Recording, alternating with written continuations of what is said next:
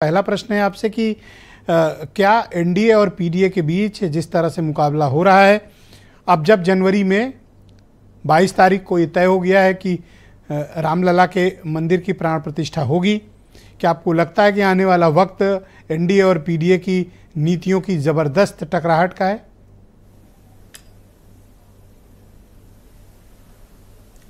देखिए ब्रजेश जी, काफ़ी कुछ आपने अपने उद्बोधन में, शुरुआती उद्बोधन में आपने चीज़ें बताई हैं, लेकिन मेरा ये मानना है कि भारतीय जनता पार्टी ने जिस तरह की तैयारियां की हैं मंदिर बनाने में, और पार्टी भी खड़ी हुई है मंदिर के नाम पे, इसमें कोई दो राय नहीं है।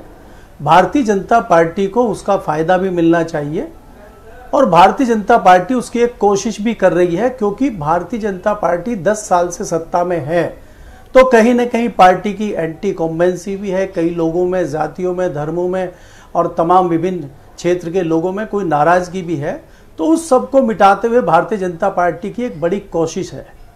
लेकिन ब्रजेश जी, मैं इससे अलहदा एक चीज़ आपको बताना चाह रहा हूँ। इस बार इस मुद्दे को भुनाने के लिए कांग्रेस भी पीछे नहीं रहेगी। मेरे सूत्र बताते हैं कि भारत जोड़ो यात्रा भी उसी दिन खत्म अयोध्या में होगी जिस दिन मोदी जी का या मंदिर की प्राण प्रतिष्ठा का प्रोग्राम होगा, और राहुल गांधी और बाकी लोग दावा ये करेंगे कि जिस मुद्दे पे बात हो रही है उस मंदिर का ताला खोलने का काम स्वर्गीय राजीव गांधी ने किया था।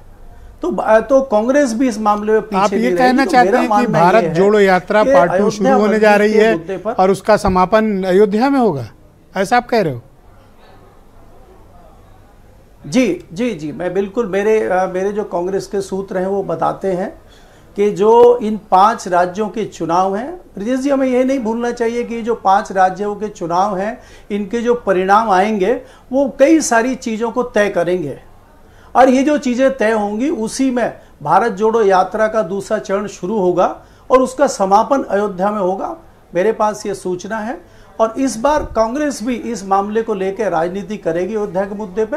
और कांग्रेस का कहना है, जैसा कि मैंने पहले कहा, कि स्वर्गीय पूर्व प्रधानमंत्री राजीव गांधी ने ताला खोलने का ये जो पीडीए का फार्मूला लेकर मंदिर अपोजिशन आगे बढ़ रहा है हमारी आस्था कि हम पिछड़े, दलित और अल्पसंख्यकों के हितों की नीतियों की पैरोकारी करेंगे, क्या आपको लगता है कि सिर्फ पैरोकारी और इनके मुद्दे उठाने भर से इस कम्युनिटी के वोट का लायन शेयर समाजवादी पार्टी हासिल कर पाएगी?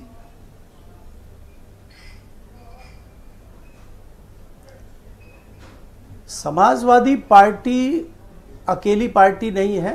समाजवादी पार्टी एक गठबंधन के साथ है, जो इंडिया गठबंधन है, और ये जो एक नया मामला शुरू हुआ है बिहार में जातीय जनगणना का, उससे जोड़ के इस मामले को देखा जा रहा है। और भारतीय जनता पार्टी इस मामले से काफ़ी घबराहट में है, और भारतीय जनता पार्टी को लगता है कि ये बड़ा मुद्दा आगे आने वाले समय में बनेगा।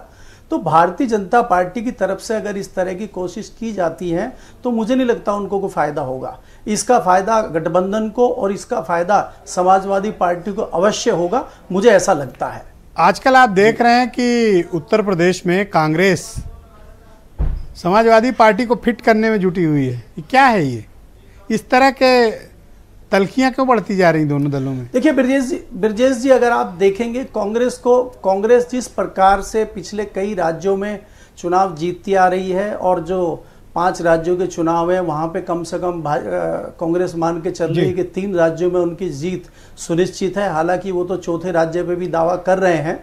उससे कहीं ना कहीं उसमें एक उत्साह दिखाई दे रहा है कांग्रेस में, और कांग्रेस को ये लगता है कि अगर हमारा समाजवादी पार्टी के साथ गठबंधन नहीं भी होता है तो कल को मायावती जी हमारे साथ गठबंधन कर सकती हैं, और जो मुस्लिम समाज जो अधिकतर तादाद में समाजवादी पार्टी के साथ है वो कांग्रेस के साथ आ सकता है, और मायावती जी शुक्रिया, हमारे साथ जुड़े रहिएगा। मैं इस कार्यक्रम में हमारे साथ आ जाएगा। जी धन्यवाद। तो इस तरह की सोच कांग्रेस